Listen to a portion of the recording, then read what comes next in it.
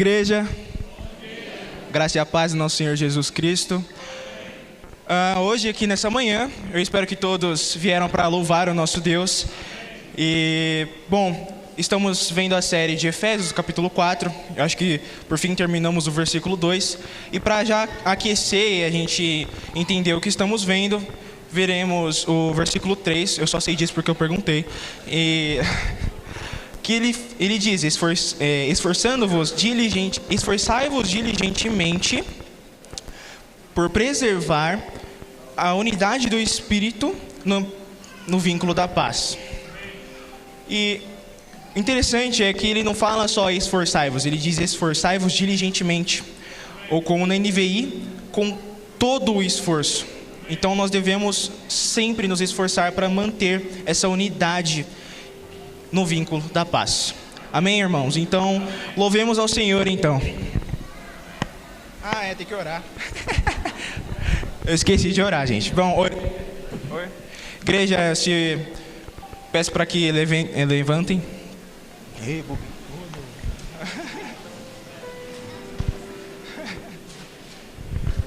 A última vez que eu vim aqui, eu fiquei todo com medo. Eu também estou um pouco. Mas, enfim, oremos então. Senhor Deus e Pai, estamos aqui nessa manhã, ó Senhor, para que o Senhor seja louvado, Pai. E, Senhor, Tu és magnífico e queremos louvar o Teu nome por quem Tu és, ó Deus. E louvamos a Ti e porque o Senhor é maravilhoso, conselheiro, e o Senhor é altíssimo, e o Senhor dos senhores, o Rei dos reis.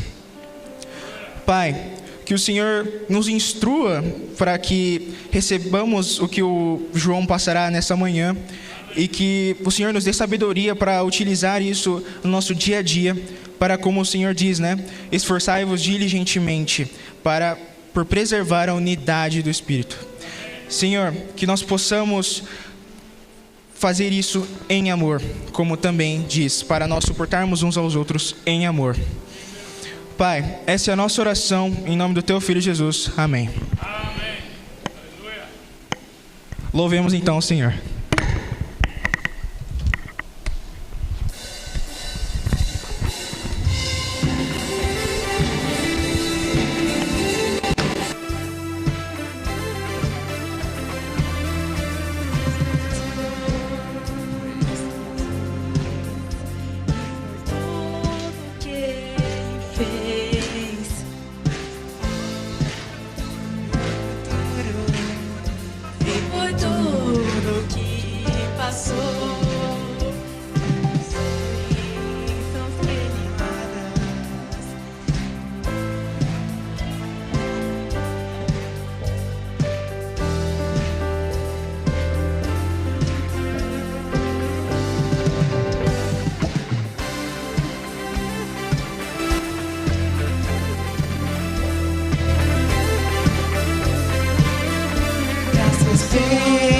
Pelo azul celeste e por tudo que caminho, pelas vozes no caminho e os espinhos que elas têm,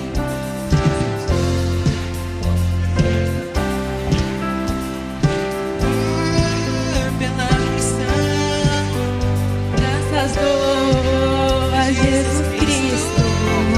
Graças dou de coração.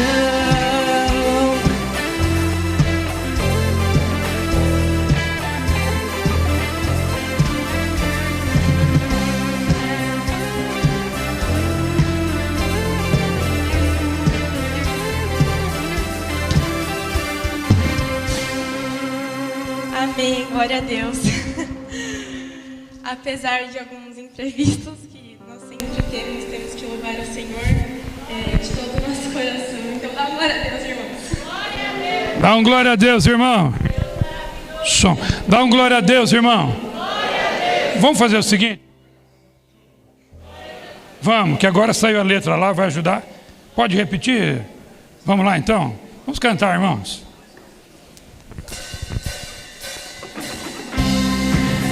Olha as palmas.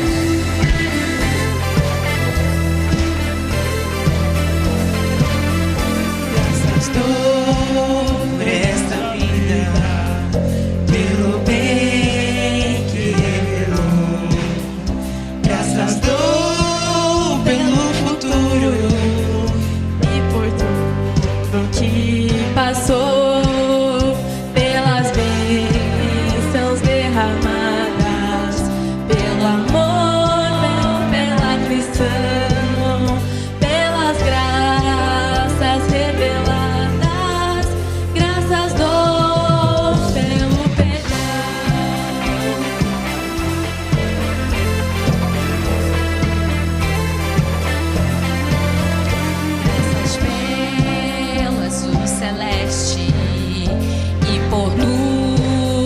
que há também pelas rosas do caminho e os espinhos que ela tem, pelas noites desta vida, pela estrela que brilhou, pela prece respondida e a esperança que falhou.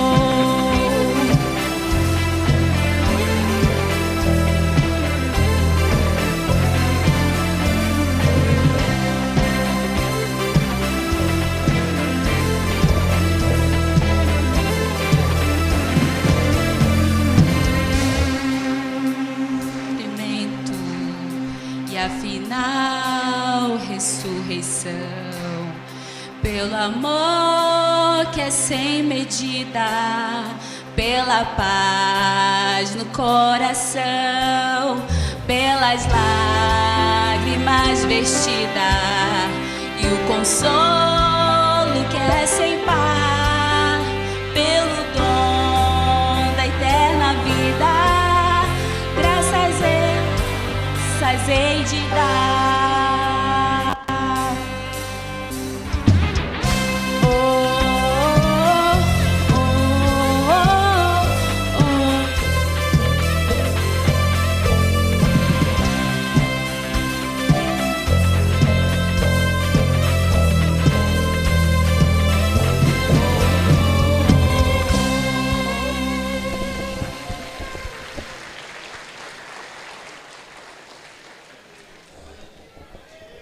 Dá um glória a Deus, irmão.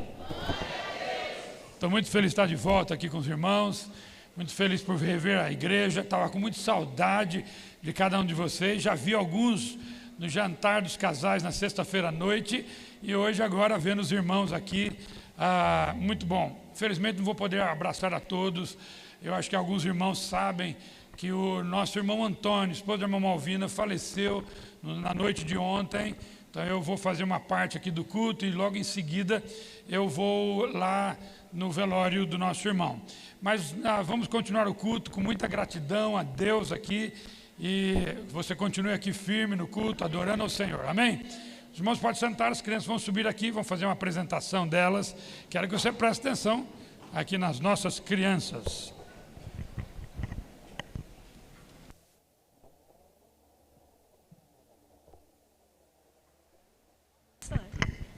Graça e paz, podem vir bem aqui na frente. Hoje nós vamos cantar com a igreja, desculpa aí minha flor, a música preferida deles.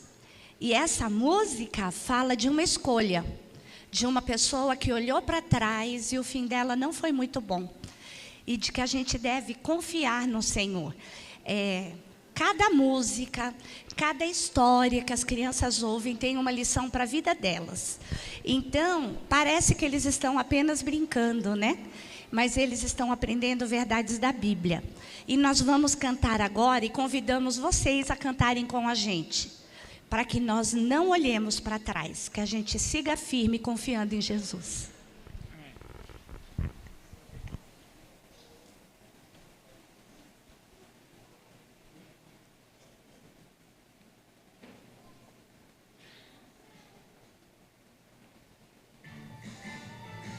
A igreja pode cantar também.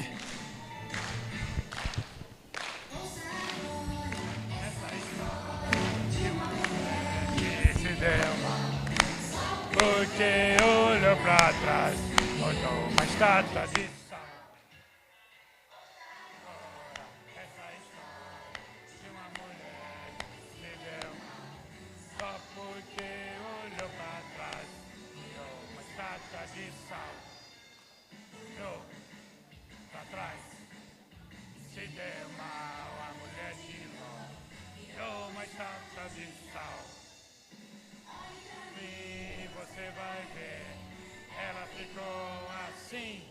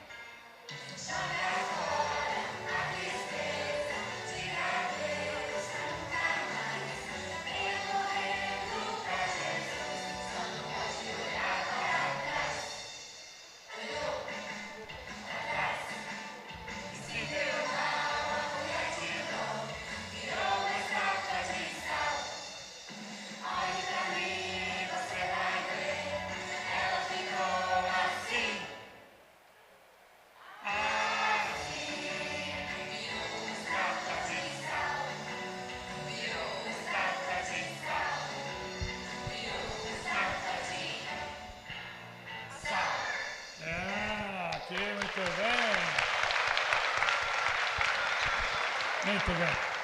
Estenda as suas mãos aqui, vamos abençoar as crianças da nossa igreja. Você que está aqui, que é pai, avô, dá todo o incentivo para as suas crianças virem para participar do momento aqui de estudo da palavra. Tem a IBF que vai acontecer em julho, não deixe de trazê-los aqui. Também não deixe de ensinar a Bíblia lá dentro da sua casa, de ler as histórias bíblicas para os seus filhos. Estenda as suas mãos, vamos abençoar nossas crianças. Senhor, nosso Deus e nosso Pai, nós honramos, nós glorificamos o Teu nome, Senhor, por estarmos aqui nesta manhã e por termos as nossas crianças aqui no culto. Ó Deus, pedimos que o Senhor continue abençoando o ministério infantil da nossa igreja, suas lideranças, a todos os irmãos que cooperam. Pedimos uma bênção especial para a IBF, que vai acontecer agora no início de julho. Pedimos, ó Deus, uma bênção especial para o ministério, para as crianças, para os pais que aqui estão, ó Deus, que tenham a responsabilidade de ensinar seus filhos a Tua palavra, da graça, da sabedoria, da perseverança em meio a tantas lutas e tribulações. Que não deixe de ensinar seus filhos, ó Deus, os caminhos do Senhor, a salvação em Cristo, o andar com Cristo, e que a Igreja Batista Boas Novas, ó Deus, não perca, ó Deus, esse afã de abençoar a nova geração. Dá a Tua bênção e nós os abençoamos aqui nesta manhã e oramos juntos como igreja. Oramos em nome de Jesus. Em nome de Jesus, irmãos. Dá um glória a Deus, irmão. Vai ser muitas vezes hoje, glória a Deus, irmão. Eu estou com saudade. Deus abençoe os irmãos e as crianças. Aproveitando que tem a apresentação de crianças aqui agora, eu quero chamar aqui um casal que vocês conhecem muito bem. É o Ramon e a Ana, junto com o Samuel. Pode vir aqui. Alguém conhece o Ramon? Conhece? Dá para saber quem ele é? Olha, do que vocês estão vendo eu entendo muito bem. Ô Raoni, vem cá também. A Ana também pode vir junto aqui se ela puder vir, não estou vendo a Ana. Ah, está ali, está aqui atrás de mim, é verdade. Irmãos, Ramon e Ana são membros da Boas Novas, mas hoje estão morando em Nova Zelândia. O Samuel nasceu lá fora e eles estavam vindo para cá, pediram, pastor, será que a gente pode apresentar o Samuel? Nós vamos fazer isso hoje aqui, por quê? Porque o Samuel não vai ter outra oportunidade para fazer isso, os pais não vão ter outra oportunidade para fazer isso. Eu queria chamar a avó, a sua mãe que está aqui, como que ela chama? A dona Conceição. Eu não sei se os pais do Ramon estão aqui. Não, o Márcio e a Carmen, né? Pode vir aqui. Pode vir aqui também. Eu queria aqui citar para os irmãos o que nós fazemos hoje aqui. Eu sei que vocês já ouviram explicar. Antes de eu continuar, os irmãos que estão atrás, se quiser, tem bancos aqui na frente. Mas eu queria citar para os irmãos porque eu acho muito, muito importante. O que nós estamos fazendo aqui é uma apresentação. Qual é o papel? É um momento de consagração junto com os pais, junto com a igreja, junto com a família, de dizer que essa criança é do Senhor. Agora, eu preciso dizer, Ramon e Ana, eu acho que vocês já sabem muito bem o que eu vou dizer. Esse não é um papel só da igreja, é de vocês. Quem vai levar os filhos, ensinar a Bíblia para os filhos, vai levar os filhos na igreja, são vocês. Então, procurem, não deixem de fazer isso, porque é a responsabilidade de plantar, ensinar desde pequeno as coisas do Senhor para a vida dos seus filhos, do seu filho. Ou seja, essa consagração recai sobre vocês uma enorme responsabilidade, certo?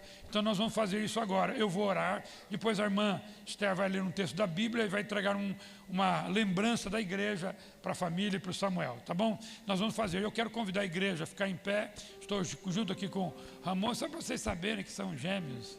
Deu para perceber que é gêmeo ou não? Deu, de gêmeo, essa igreja sabe o que é. Amém, irmãos? Vamos abençoar. Será que o Samuel vem no meu colo? Raoni, você segura aqui para mim? Samuel, vem comigo. Ele não é lindinho demais da conta? Estenda as suas mãos aqui, estenda as suas mãos. Vamos abençoar e consagrar a vida. A avó está aqui, seja bem-vinda aqui, viu? Estenda as suas mãos.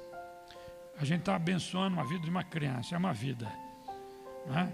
Então leve a sério esse momento tão importante para a família do Ramon, da Ana, toda a sua família e da nossa igreja.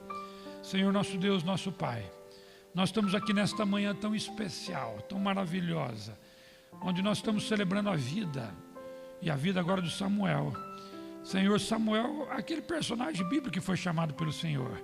Da mesma forma que ele foi consagrado ao Senhor, nós queremos agora consagrar a vida de Samuel, filho de Ramon e Ana, ao Senhor. E dizer: Senhor, abençoe, dê sabedoria para Ramon e Ana, criá-lo nos teus caminhos, ó Pai. Que a igreja, ó Deus, a qual eles estão frequentando, possa ser também instrumento para abençoar a vida de Samuel.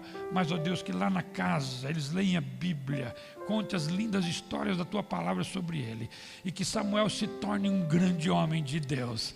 Ó Deus, que seja proclamador, que seja realmente um grande profeta do Senhor, para ensinar e proclamar a tua palavra.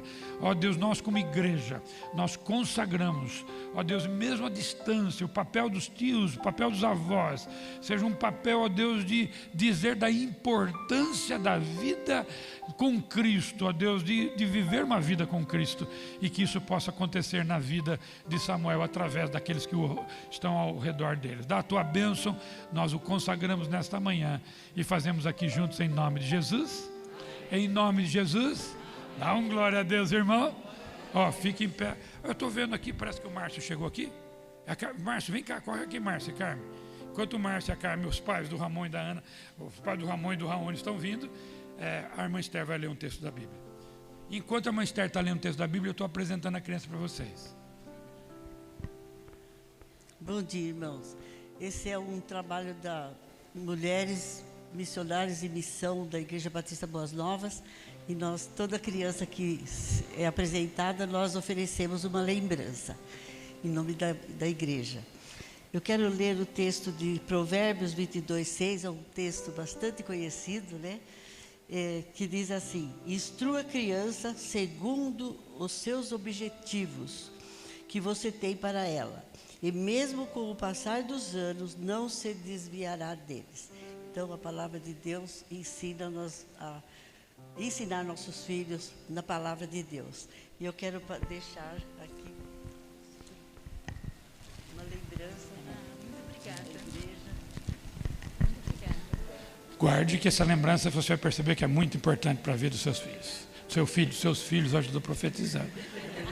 É ou não é bonito, irmãos? Dá um glória a Deus aí, irmão. Amém, irmãos? Uma salva de palmas aqui. Deus abençoe a vida de vocês. E um beijo. Você dá um abraço. Obrigada, pastor. Amém. Obrigado, pastor. Os irmãos podem sentar. Deus abençoe, viu? Carmen, mais uma vez. Deus abençoe. Que bom rever você. É bom, eu estou aqui. Muito bem. Os irmãos vão me dar licença para mim. Como eu expliquei logo no início do culto, eu estou saindo para ir fazer o velório do irmão Antônio. Ia pregar agora de manhã. Vai ser um outro pregador que vai ser coisa de Deus também. À noite eu estarei aqui pregando junto com a igreja. Deus abençoe. Um beijo no coração de todos. Bom dia, irmãos, graças e paz. Vamos para os nossos recadinhos paroquiais, recadinhos importantes, por favor, prestem atenção. Primeiro aviso, irmãos, reunião da liderança. Então, se você é líder ou faz parte do Conselho Ministerial, Conselho Fiscal, Conselho de Gestão, se você é líder de PGD, se você trabalha ou lidera algum ministério, você não está convidado, você está convocado para nesse próximo sábado, às 8 horas, nós estarmos aqui em reunião, em comunhão, em oração. Então, o pastor vai ter uma palavra, nós vamos estar recebendo um direcionamento específico para os ministérios. Então, se você exerce alguma liderança, por favor, faça presente aqui nesse evento. Amém? Próximo aviso, na verdade, é um vídeo. Isso. Escola Bíblica de Férias, não vai ser eu que vou avisar, esse aviso vai ser a Elisa.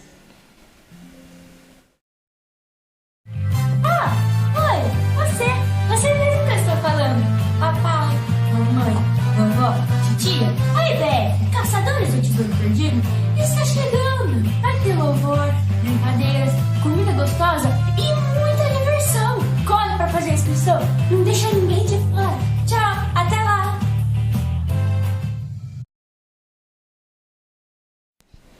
Muito bem, então nós teremos nossa EBF do dia 10 ao dia 12, 3 dias, super importante a sua presença, como eu disse aquela vez, dificilmente seu filho, sua filha vai pegar seu carro e vir pessoalmente. vai precisar da carona de vocês, do apoio e do incentivo. Então, mesmo que seu filho traga alguma manha, não queira participar, por favor, incentive a estar presente nesses 3 dias. Mas, irmãos, eu queria dar 2 avisos sobre ainda a EBF. Primeiro, pais, por favor, façam a inscrição com antecedência. Por quê? Se você fizer a inscrição em cima da hora e na frente vai ter as pessoas para fazer a inscrição, vai atrasar o evento. Então, por favor, faça com antecedência para não gerar um TV a Deus e ajudar esse ministério. A EBF precisa da sua ajuda. Mas você pode falar, mas eu não lido com criança, eu não tenho esse dom, esse talento. A gente precisa de várias ajudas em várias áreas.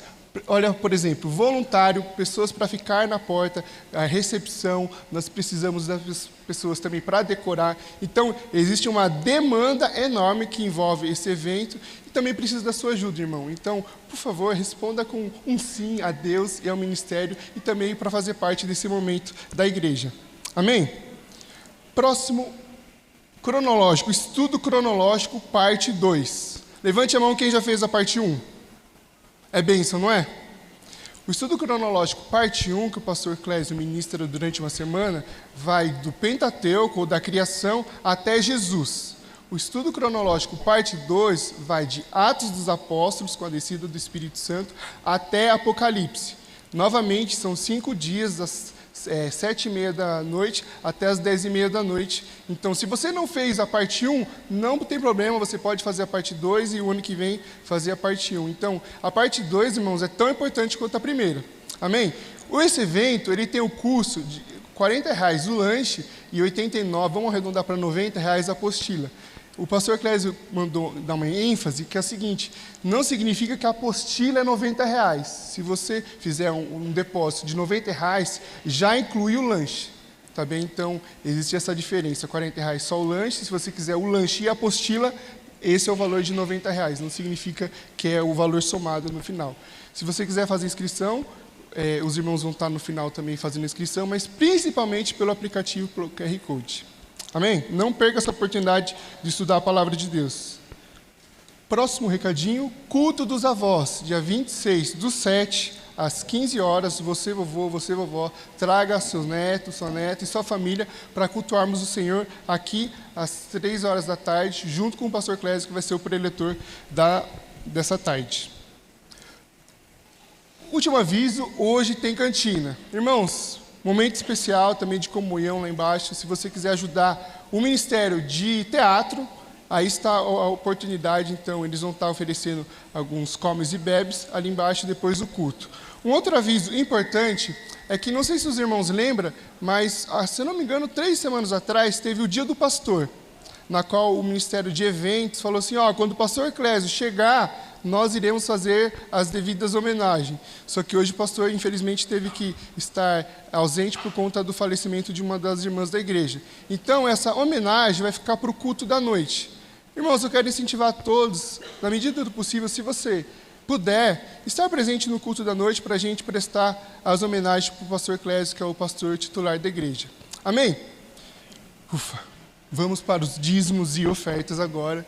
Então, se você trouxe seu dízimo, se você trouxe sua oferta, esse é o momento de cultuar a Deus, também com as finanças. É tão importante quanto a palavra, tão importante quanto o estudo, ofertar e dizimar na casa do Senhor. Se você está como convidado aqui, não se sinta constrangido, mas se você quiser participar desse momento, também fique à vontade. Amém, irmãos? Convido a todos a ficarem em pé, e enquanto a gente louva, vocês podem vir à frente também trazer as suas ofertas.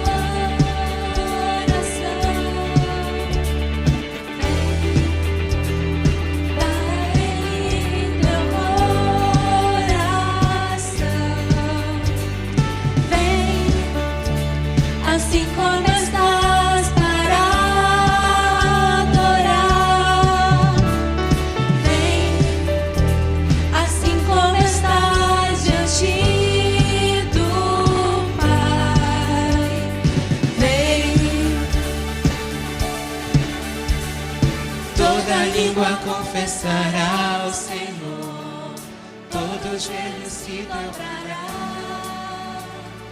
Mas aquele que há de escolher o tesouro maior terá.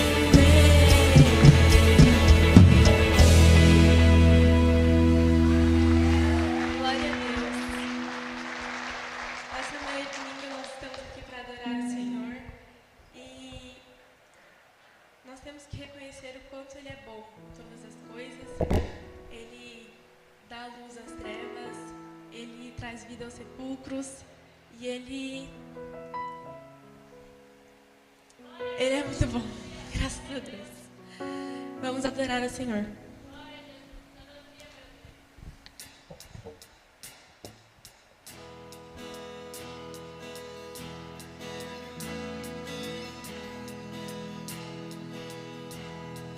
No mundo busquei, mas não preencheu-me. Canções tão vazias, tesouros que um dia se consumarão. Então você veio e me trouxe pra perto. Todo desejo é satisfeito em teu amor. Não há nada, nada melhor, não há nada, nada melhor, não há nada, nada melhor que meu Deus. Não há nada, nada melhor, não há nada.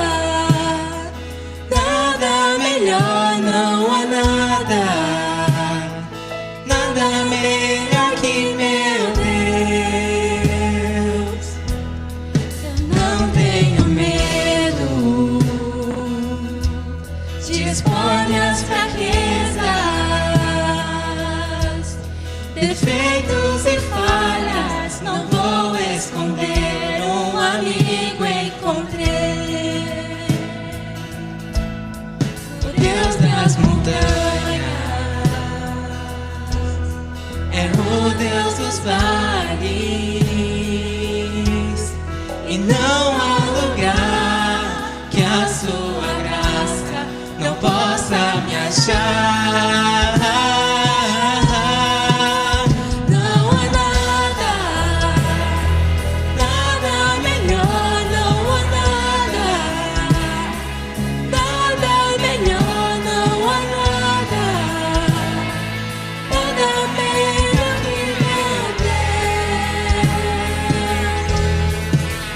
Não há nada, nada melhor, não há nada, nada melhor, não há nada, nada melhor que meu Deus.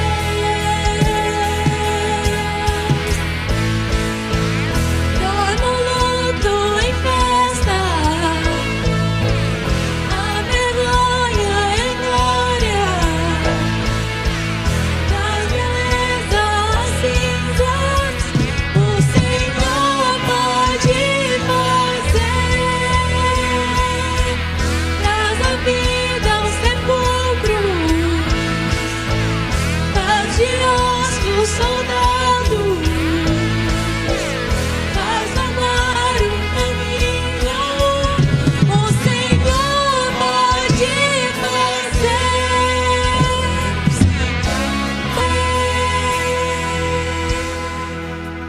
Não há nada, nada melhor, não há nada, nada melhor, não há nada, nada melhor que meu Deus. Não há nada, nada melhor, não há nada,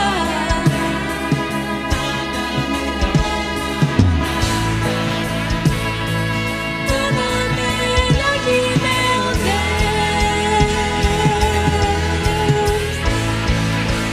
Traz a vida aos sepulcros, faz de ossos soldados, faz do mar um caminho, o Senhor pode fazer, o Senhor pode fazer, só o Senhor pode fazer.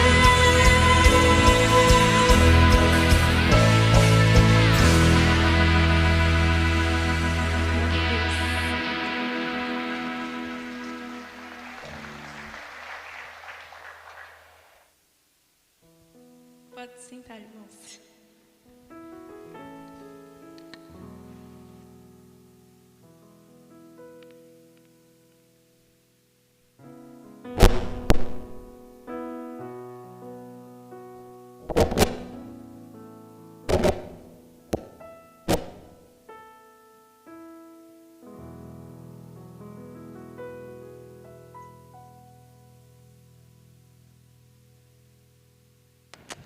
Graça e paz, irmãos. Bom dia a todos. Só antes da gente começar, eu queria fazer só um esclarecimento. Na apresentação das crianças, talvez vocês não tenham entendido o Timóteo. Ele virou para trás para a igreja, mas era para simular a mulher de Sal. Não é porque ele não queria ver os irmãos. Talvez ele não tenha entendido o artista, né? Mas está tudo bem. Bom dia a todos. Eu agradeço a oportunidade de estar aqui com os irmãos. Sei que talvez vocês estivessem esperando o pastor Clésio, mas creio que Deus tem muitas coisas a falar aos nossos corações hoje. E da mesma forma que Ele falou ao meu coração no momento que eu estava preparando esse sermão, eu imagino que o Senhor tem alguns puxões de orelha a nos dar hoje de manhã. E eu queria que vocês abrissem as Bíblias de vocês em Efésios, capítulo 4, versículo 3. Pedro deu um spoiler já da mensagem, né? No começo. E podem deixar o texto de vocês abertos. Nós vamos revisitar ele em alguns momentos hoje. E eu realmente acredito que quando Deus quer falar alguma coisa aos nossos corações, Ele é bem enfático. Ele, inclusive, se utiliza de repetições para alguma exortação, algo que Ele queira nos animar, ou até mesmo algo que Ele queira nos corrigir, né? E se você tem sido frequente nos nossos cultos, talvez você possa, e tenha sido um pouco mais atento, talvez você possa ter percebido isso também. Já tem alguns dias, alguns meses, em que Deus tem falado através das mensagens sobre como Ele quer que seja o nosso caráter, na verdade. Eu lembro que na primeira mensagem que a gente teve dessa série, o Raoni trouxe um quadro aqui na nossa projeção a respeito das similaridades dos textos aos quais nós estávamos estudando nesses últimos dias.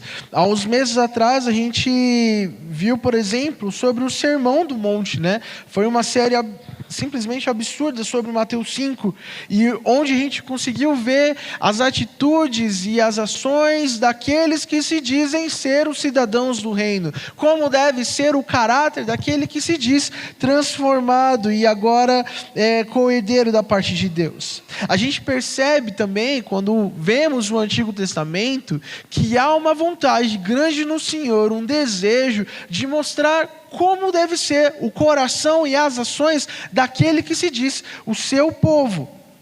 Nós vemos isso pela lei e pelos profetas. Nós vemos como o povo devia tratar ofensas, como o povo devia tratar ações de iniquidade, crimes, como lidar com estrangeiros. E em todas elas nós vemos algumas características. As ações do povo da aliança precisam demonstrar o caráter santo de Deus e se diferenciar dos povos que estão ao seu redor. O tempo passa, o Antigo Testamento se discorre e temos o Redentor agora conosco. Temos instaurado o seu reino. E essa preocupação, ela permanece. Naquela série de mensagens sobre o Sermão do Monte, nós vimos como o cidadão do reino, ele tem uma mente totalmente diferente daquele que se diz cidadão deste mundo. Se o mundo é arrogante, nós somos humildes. Se o mundo quer ter sucesso terreno, nós temos mansidão de coração. Agora, nós não temos mais um conjunto de regras que proíbem ou permitem tal qual era a lei. Mas o que temos agora é um coração transformado, justificado. As nossas vidas são guiadas pelo Espírito, iluminadas pela palavra. Pois bem, por que eu estou dizendo tudo isso? Porque quando a gente entra no capítulo 4 de Efésios, Paulo, ao escrever para aquela igreja, tinha discorrido como nós, os gentios, somos co-herdeiros de Deus, membros da aliança, membros do corpo, co-participantes da promessa do Messias. Assim, nós temos então uma série de características de quem é vocacionado a ser chamado. E eu leio do versículo 1: rogo-vos, pois eu, prisioneiro do Senhor, que andeis de modo digno da vocação da que vossos chamados, com toda a humildade, o que já vimos, e mansidão, longanimidade, o que colocamos como paciência numa série de mensagens, até chegar na semana passada, com suportando-vos uns aos outros em amor. Nós já fomos apresentados, então, a esperança que nos norteia, e agora Paulo começa a falar simplesmente sobre o que nós fomos chamados, e para o que nós fomos chamados, e como fazer aquilo e representar aquilo na qual fomos chamados. Dessa forma, então, eu peço aos irmãos que, com a Bíblia aberta de vocês, vamos ler juntos o versículo 3, do capítulo 4 de Efésios, está aqui. Capítulo 3, versículo 3. Vamos ler juntos? 1, 2, 3. Façam todo o possível para se manterem unidos no Espírito, ligados pelo vínculo da paz. Me permitam, vou ler também na minha tradução, esforçando-vos diligentemente por preservar a unidade do Espírito no vínculo da paz. Então hoje eu queria conversar com os irmãos uma característica, nós vamos tentar montar uma sentença aqui para identificar uma característica de uma igreja unida pela palavra, ok? Vamos tentar fazer isso junto. O primeiro ponto que eu queria trazer para a gente dessa sentença é que uma igreja unida, ela se esforça. Uma igreja unida, elas se esforçam. E os irmãos vão concordar comigo que pessoas são complicadas. O ser humano é um bicho difícil de lidar. A pluralidade de personalidades faz de nós um exemplo ímpar da criação. Nós temos culturas, criações diferentes. Nós temos jeitos, trajeitos, vontades, gostos, costumes pessoais. Tudo isso é uma pequena demonstração daquilo que nos faz tão únicos, mesmo sendo tão diferentes. Eu acho bonito como a beleza da raça humana, ela é quando ela consegue utilizar do dom criativo que Deus dá a ela, para se diferenciarmos uns dos outros. Pensa, se você for num jantar na Guatemala, vai ser totalmente diferente de você ter a mesma refeição na Coreia do Sul. É a mesma refeição, no mesmo horário, talvez com o mesmo número de pessoas, fazendo, em tese, a mesma coisa, se alimentando, mas vão ser eventos totalmente diferentes. E assim, a gente nem precisa ir tão longe, nem precisa ir para outro país. Dentro do Brasil mesmo, a gente consegue ver como cada estado é muito diferente um do outro. Pensa se a gente coloca um mato-grossense e um capixaba na mesma sala para conversar. Às vezes eles nem parece que vão estar falando o mesmo idioma. Não é verdade? Ou então, pergunta para um mineiro o que é uma canjiquinha. É totalmente diferente do que talvez aqui vocês paulistas consideram canjiquinha. Ou para uma paraense, mostra um copo de açaí com bastante leite ninho e leite condensado. Essa pessoa vai quase ter uma ânsia ali naquele momento.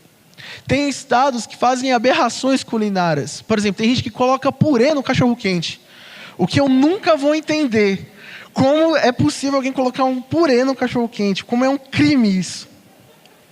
Mas tudo bem. Nós somos únicos, mesmo sendo tão diferentes uns dos outros. E essa é a beleza da raça humana. A questão é, o que acontece quando a gente coloca esse choque cultural, esse choque de personalidades dentro da igreja? Como a gente faz com pessoas tão diferentes, com sentimentos tão diferentes, expressões tão diferentes? Você pode ser parecido de feição, mas não tem ninguém que é igual a cada um. Eu estou olhando aqui, tem dois extremos, inclusive, está bem legal isso. O Ramon está de um lado e o Raoni está de outro, e eu sei que eles são totalmente diferentes um do outro. Totalmente diferentes, mesmo sendo tão iguais.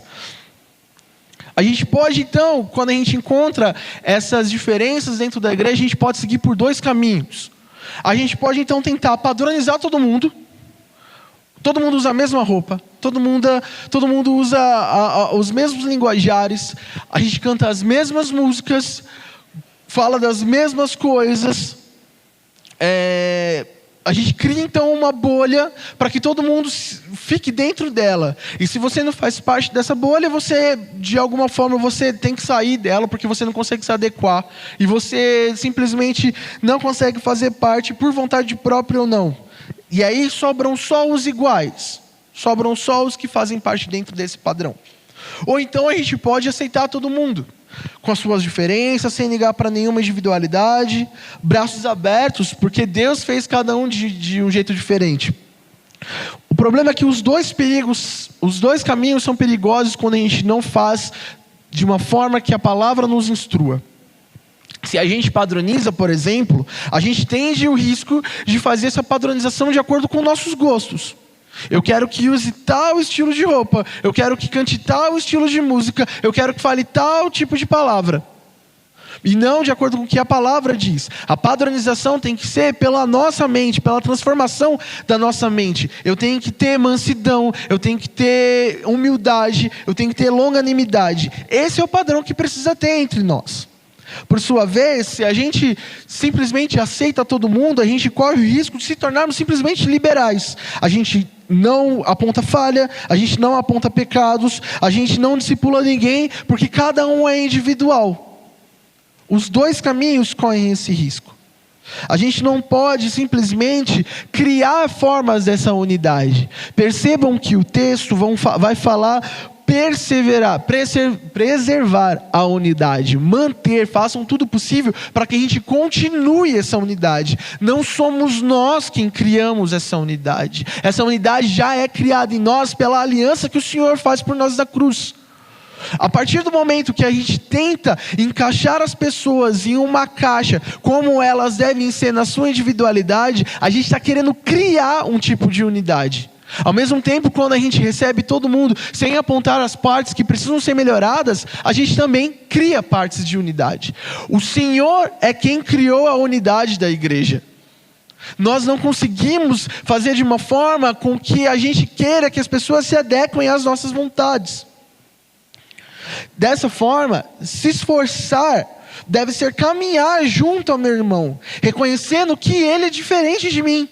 E ao mesmo tempo, nós somos iguais, porque nós éramos pecadores, fadados ao julgamento eterno, mas que fomos encontrados e alcançados pelo amor do Pai.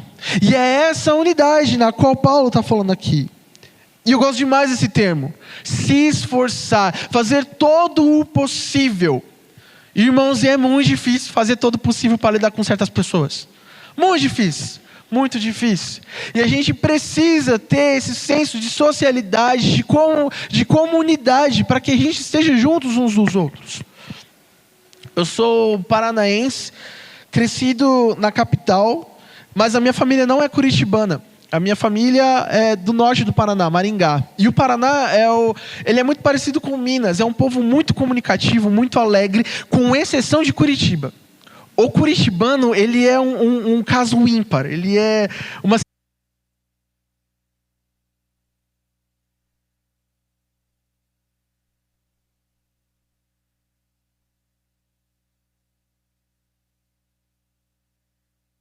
uns para com os outros, porque o amor cobre multidão de pecados. Semana passada a gente viu sobre isso, sobre suporte, como a gente pode se parecer mais com Jesus, amando uns aos outros. Quando a gente ama, a gente perdoa.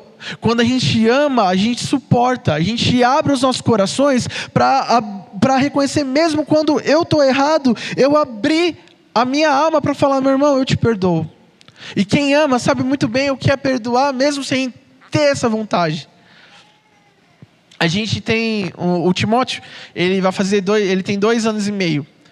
E é engraçado quando ele faz alguma coisa e a gente fica bravo, ele está começando a ter uma mania de fazer assim, ó. Você fica bravo com ele, ele faz uma mania, ele coloca: fica feliz, papai. Aí ele coloca a mão na testa assim, para ficar com a cara bravo, né? Fica feliz, papai, fica feliz.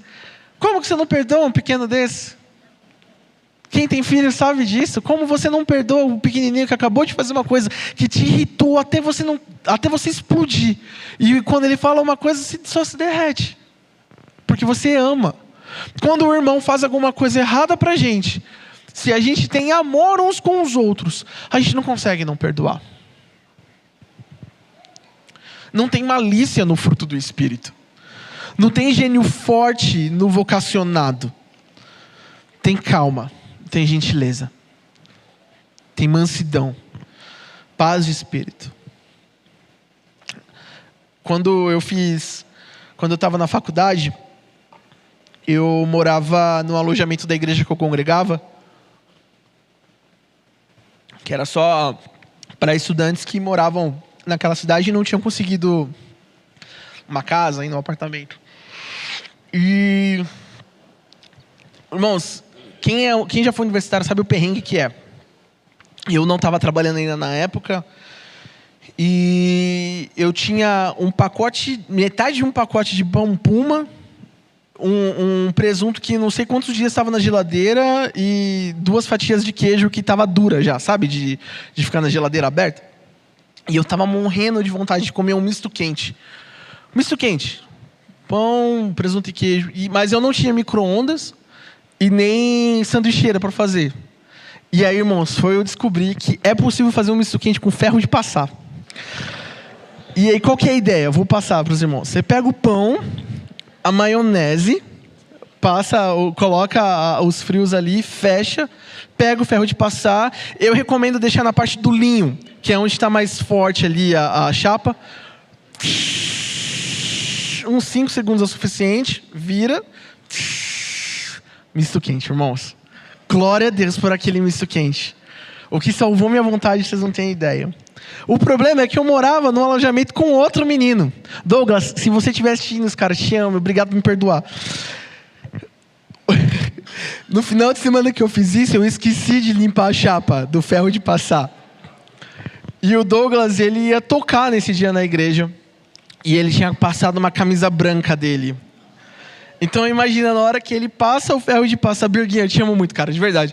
Na hora que ele vai passar o ferro de passar assim, só aquela faixa amarela de gordura na camisa dele. E ele, ô Pachu, o que foi isso aqui que aconteceu, cara? Você sabe? E eu...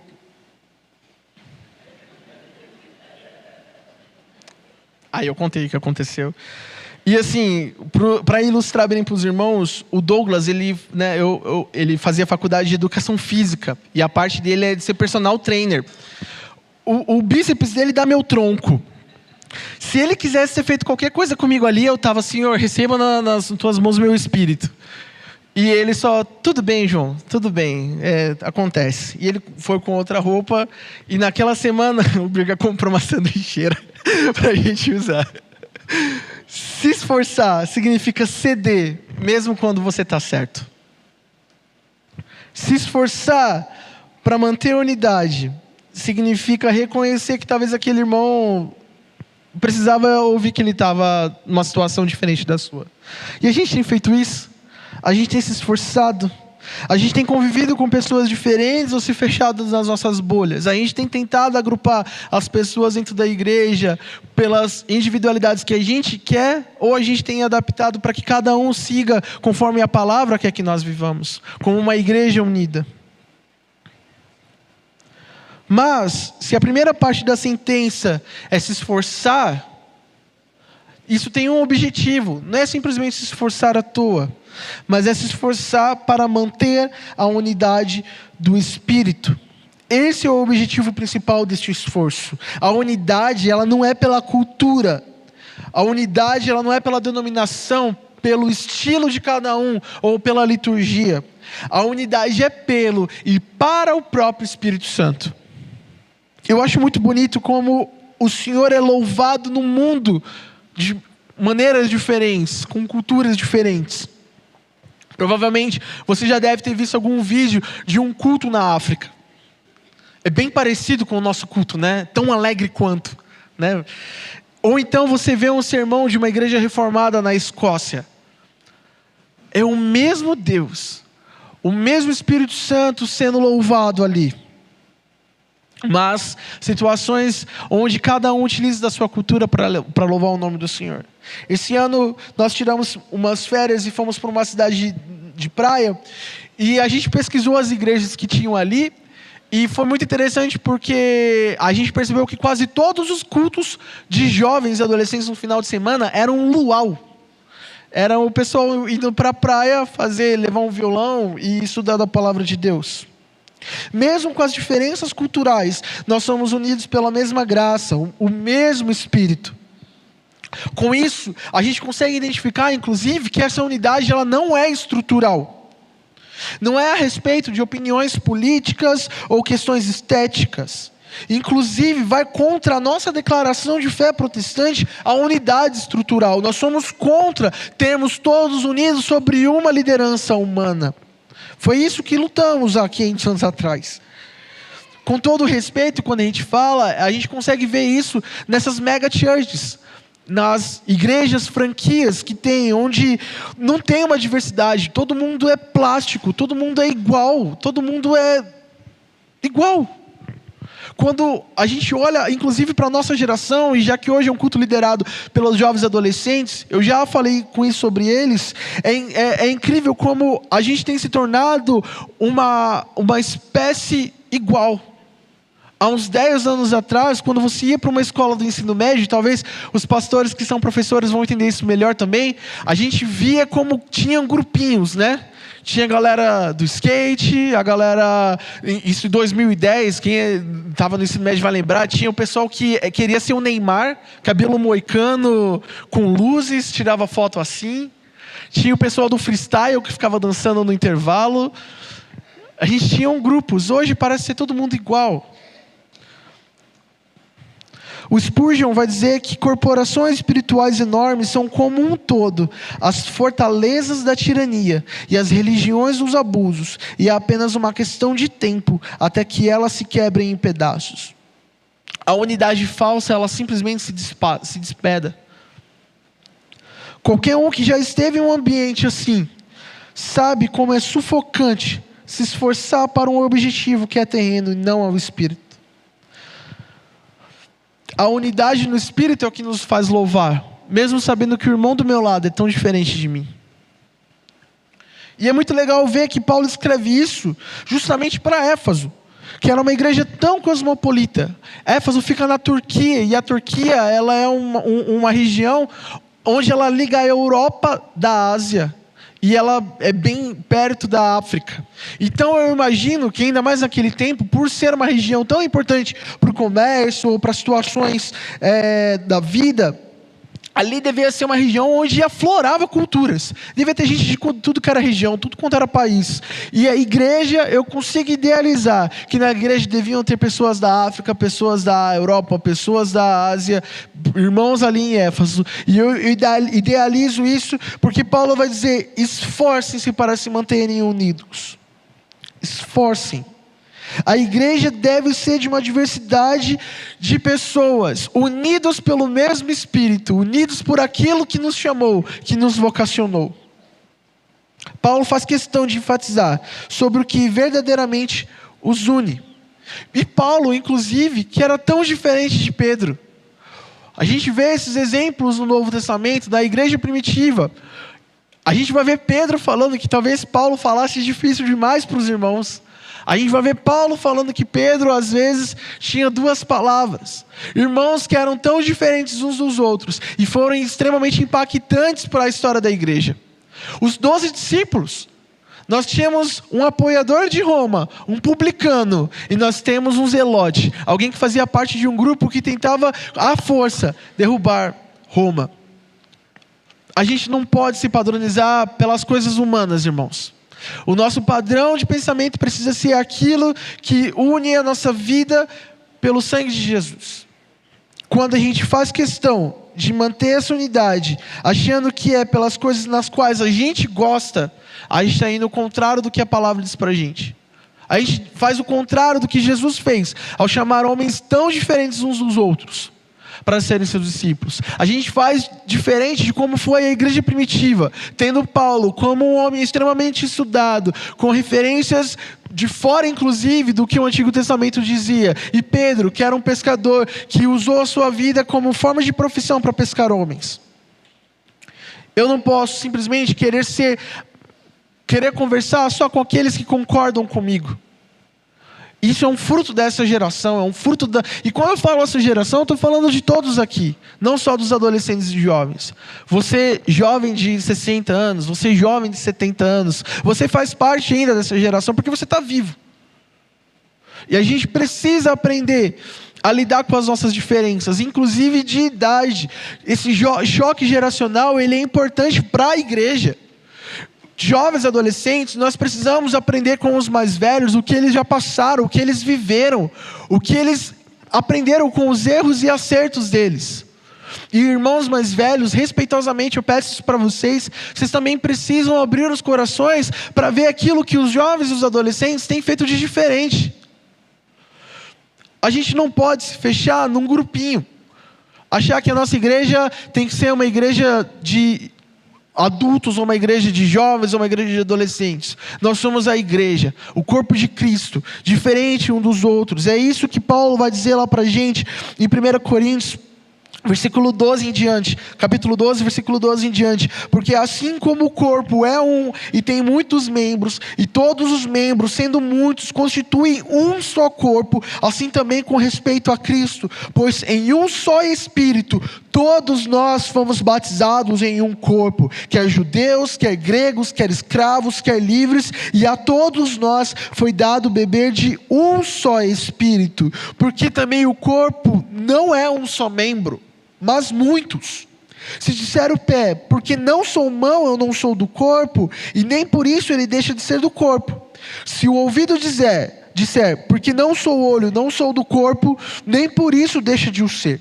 Se todo o corpo fosse olho, onde estaria o ouvido? Se todo fosse ouvido, onde o olfato? Mas Deus dispôs os membros, colocando cada um deles no corpo, como lhe aprouve.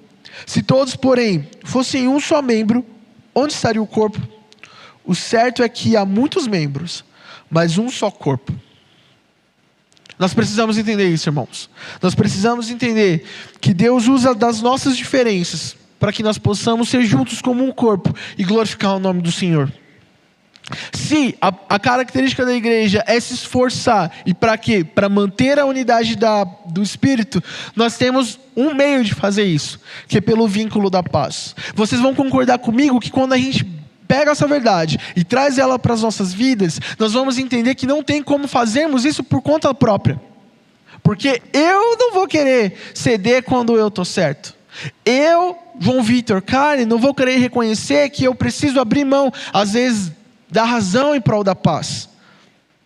A vontade nossa, às vezes, é simplesmente esganar aquele adolescente que está fazendo bagunça durante o culto. Às vezes, a nossa vontade é simplesmente dar a resposta que aquela pessoa merece. No trânsito é assim, né? No trânsito, às vezes, a pessoa faz alguma coisa errada e você só quer colocar a mão na buzina por 3 minutos seguidos. É só por intermédio daquele de quem é a própria paz que nós conseguimos essa preservação de unidade. A redundância aqui, ela precisa ser dita. Só vai ter paz onde não tiver conflito. E essa paz a gente só vai conseguir por meio do vínculo da paz, que é o próprio Espírito Santo. Paz entre nós mesmos, porque Ele trouxe paz entre nós e Ele. Um corpo saudável é aquele que obedece aos comandos do seu cérebro. Quando algum membro fica doente, todo o corpo sente. Quando alguma parte do corpo está saudável, todo o corpo vai sentir que está saudável. Quando um de nós está triste, todo o corpo deveria sentir. Quando um de nós está alegre, todo o corpo deveria se alegrar. Um vínculo é algo que liga alguma coisa a alguma coisa, não é? É o que fecha essa comunidade de diferentes que se ajuntam para louvar e glorificar ao nome do Senhor. E também é o que fecha a união entre esse mesmo corpo e o próprio Pai. É Ele quem nos orienta e comanda. É o que nada deixa fugir desse buquê no qual nós estamos. A igreja que se esforça para se manter em unidade do Espírito pelo vínculo da paz, ela fica compactada, unida, juntinha, com algo que ligou ela. Parece como ovelhas, quando no frio, elas ficam todas abraçadinhas assim, para se proteger do frio, da tempestade, crescendo juntas e principalmente obedecendo ao seu pastor. Nós precisamos abrir mão daquilo que permeia o nosso coração sobre o que é o certo. E entendermos que o Senhor tem coisas a trabalhar nas nossas vidas. Quando nós ouvimos ao meu irmão, aos nossos irmãos, sendo tão diferentes de nós. E entendemos que é o Espírito Santo quem vai nos unir através da sua paz. E não aquilo na qual nós queremos fazer. Nós temos ouvido aos nossos irmãos. Temos deixado o Espírito Santo unir as nossas vidas por intermédio da paz. Ou às vezes temos sido razão de conflito, razão de divisão. A gente tem aproveitado os nossos pequenos grupos para ouvir aos nossos amigos e irmãos. Temos sido responsáveis pelo esforço em preservar a união.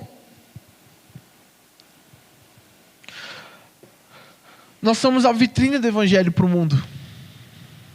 Nós somos aqueles que se dizem embaixadores do reino.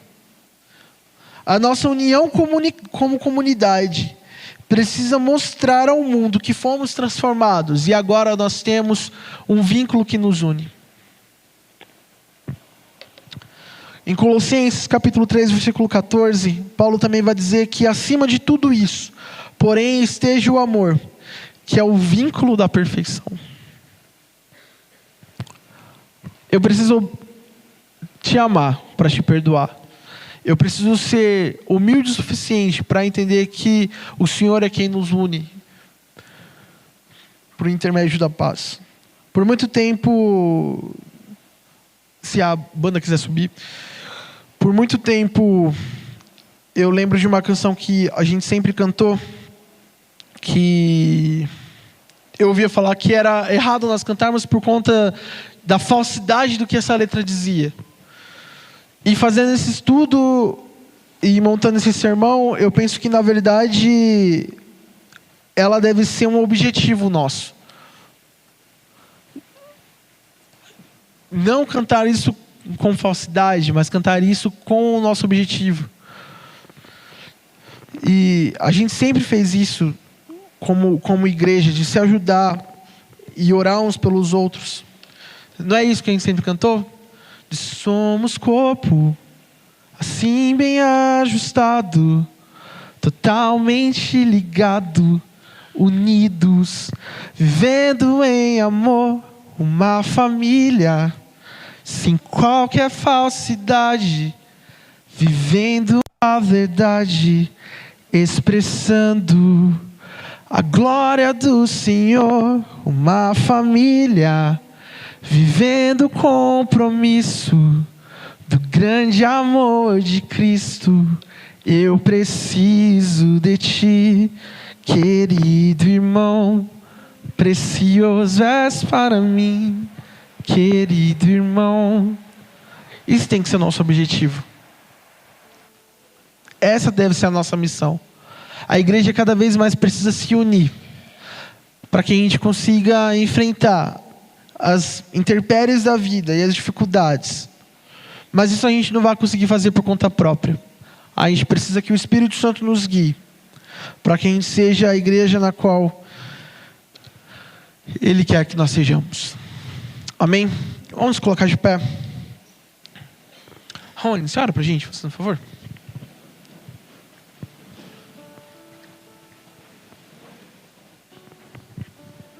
Amém, Deus, nós clamamos a Ti nesse momento, pedindo como igreja que o Senhor nos capacite, Senhor. Derrama sobre nós o dom do amor, o dom da paciência, Pai. O fruto da humildade também, Pai. Como o João falou, nos ajude a nos esforçarmos para mantermos a unidade entre os irmãos, Deus. Senhor, nós oramos por cada ministério aqui da igreja, Deus. Por cada ministério que trabalha junto com outro ministério, Deus. Nós oramos para que os irmãos tenham amor entre si, se relacionem com humildade, com paz, com mansidão. E, Senhor, todas as intrigas, todas as rixas que possam vir a acontecer, Deus, que os irmãos venham se esforçar, Deus. Nos ajude a darmos uma resposta concreta ao que temos ouvido domingo após domingo, Deus. Nós clamamos a Ti conscientes que sem o Teu Espírito Santo a gente não consegue praticar o que temos